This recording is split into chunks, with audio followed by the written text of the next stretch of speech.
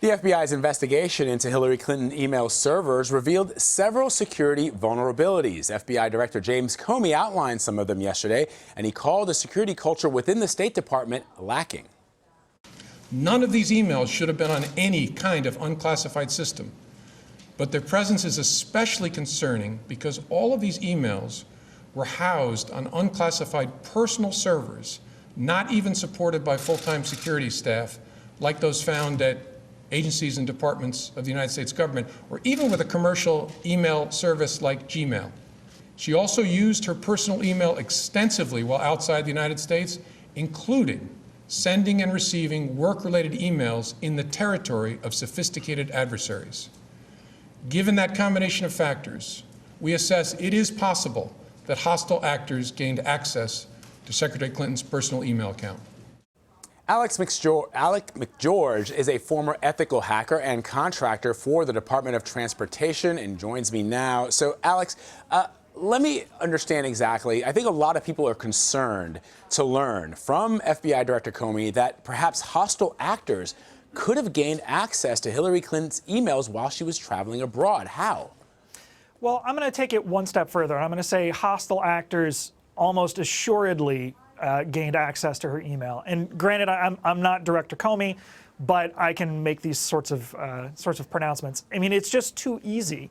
You know, when you are overseas and you're using a device like Secretary Clinton was, and you did not have the benefit of security staff, you're running your own server who is set up by someone who did not specialize in security, there just is too much opportunity for mischief, chiefly because your adversary controls all the networks that you're using in order to contact your email server.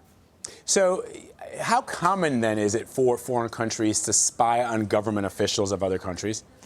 I think incredibly common. I mean, certainly, you know, with the email leak, or excuse me, with the leaks that Mr. Snowden has delivered, we know that the U.S. does it.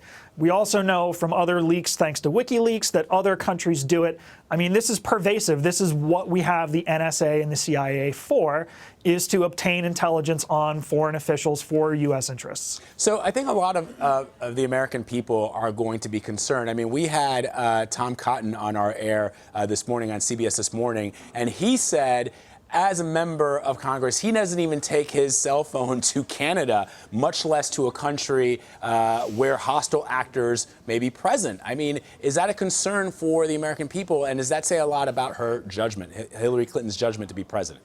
I think it certainly says a lot about her former naivete regarding cybersecurity. I think she's gotten a really valuable and very public lesson at this point. But, you know, to use an example, I'm going to Japan later in the week, and I'm not bringing any electronics with me that I'm planning on using again.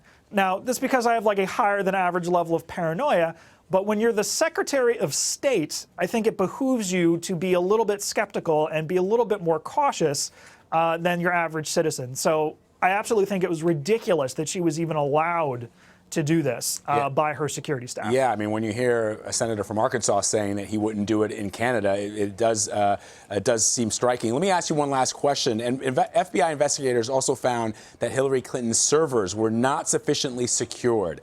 James Comey said that even commercial email services such as Gmail have tighter security than her servers did. That is mind-boggling.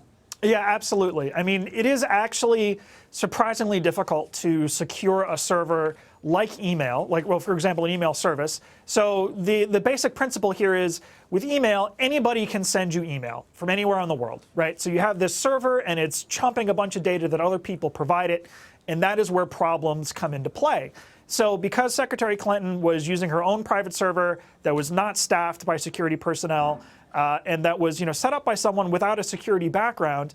And the other thing is, you know, you consider this. If I'm China, it's worth it to me to spend $5 million to develop the capability to get on the Secretary of State's unclassified email, just because you never know what's going to come through and what kind of advantage that's going to give you in negotiations or military. Troubling indeed. Alex McGeorge, thank you very much, Alex. Appreciate it. My pleasure.